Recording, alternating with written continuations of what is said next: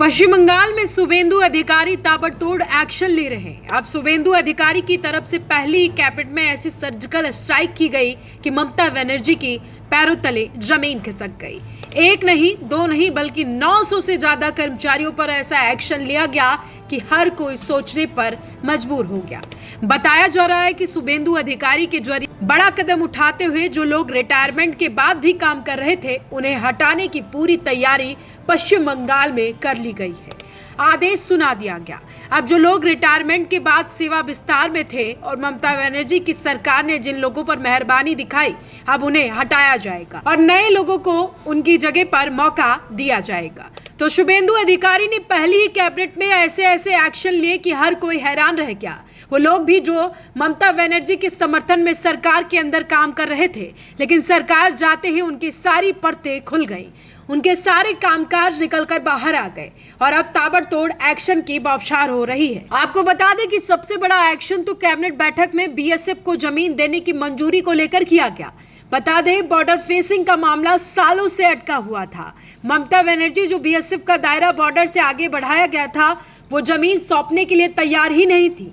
उसके लिए केंद्र सरकार से भी वो झगड़ जाती थी, लेकिन शुभेंदु अधिकारी ने तुरंत पहली ही कैबिनेट में इस फैसले को बहाल किया और बीएसएफ को जमीन देने का फैसला सुना दिया।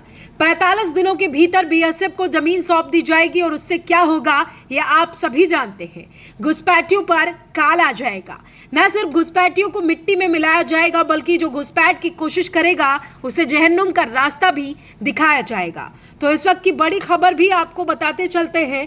शुभेंदु अधिकारी सत्ता में आते ही ताबड़तोड़ तरीके से एक्शन ले रहे हैं। अब किन लोगों पर कार्रवाई की जा रही है, क्या आदेश बड़ा आया है, विस्तार से आपको आगे बताते हैं। पश्चिम बंगाल के मुख्यमंत्री शुभेंदु अधिकारी की पहली कैबिनेट मीटिंग में सर्जिकल स्ट्राइक सी हो गई। राज्य सरकार ने रिटायरमेंट के बाद भी काम कर रहे सभी अधिकारियों की नौकरी खत्म करने का फरमान जारी कर दिया।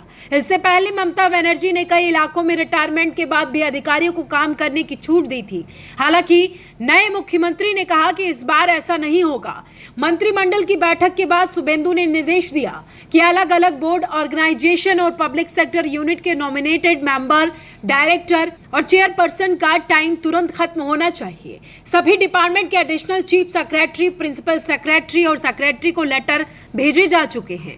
60 साल की उम्र के बाद दोबारा अपॉइंट हुए या जिनकी सर्विस टाइम को बढ़ाया गया, उनके मामले में भी एक्शन लेने के निर्देश जारी किए गए हैं। राज्य सरकार के अलग अलग डिपार्टमेंट में इस निर्देश को लागू करने के जो आदेश आए, उससे चारों तरफ हड़कंप मच गया, क्योंकि बताया जा रहा है कि बंगाल में बड़ी संख्या में ऐसे लोग जो सरकारी कर्मचारी थे, जो रिटायर्ड भी हो चुके थे, लेकिन वो रिटायरमेंट के बाद उन्हें एक्सटेंशन दिया गया, उसके बाद भी वो नौकरी कर रहे थे। जिन लोगों को मौका मिलना चाहिए था, उन लोगों को मौका नहीं मिला। इसीलिए शुभेंदु ने पहली ही कैबिनेट बैठक में इन लोगों के खिलाफ सबसे बड़ा फैसला लिया, जिससे पूरे विभाग में हड़कंप मच गया।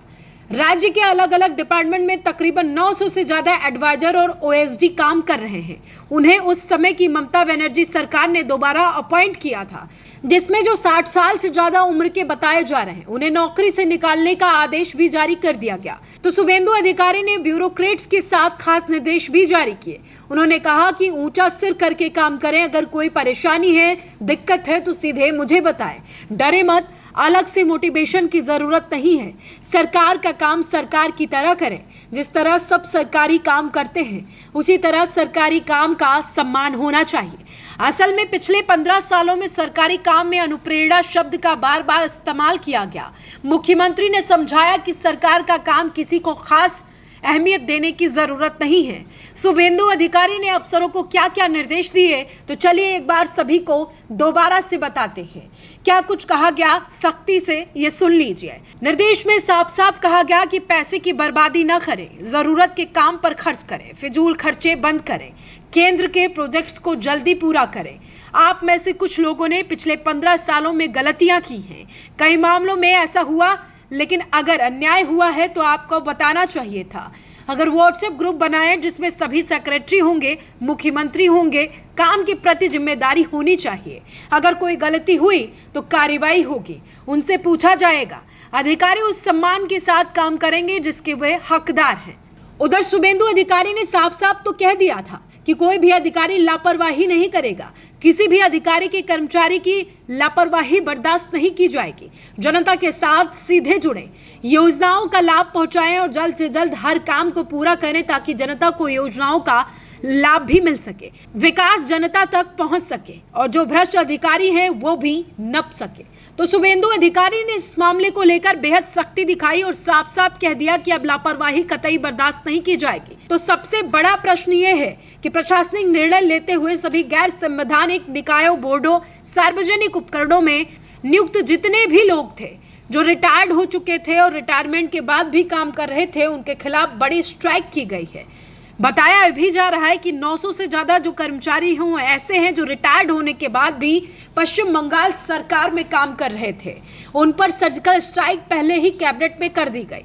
शुभेंदु अधिकारी के जरिए जो बड़ा फैसला लिया गया उससे पूरे विभाग में हड़कंप तो मच ही गया, लेकिन ममता बनर्जी भी यह स्ट्राइक देखकर हैरान है, क्योंकि ममता बनर्जी ने जिन लोगों पर मेहरबानी दिखाई अब उन्हीं पर नकेल कसी जा रही है। तो शुभेंदु अधिकारी का पहला बड़ा फैसला तो आ ही गया। आने वाले वक्त में और भी तगड़े एक्शन देखने को मिल सकते हैं। फिलहाल इस खबर को लेकर आपकी क्या कुछ राय है, कमेंट बॉक्स में जरूर बताएं। हम आपको शुभेंदु अधिकारी के उस बयान के साथ छोड़े जाते हैं जो उन्होंने पहली कैबिनेट के बाद दिया है।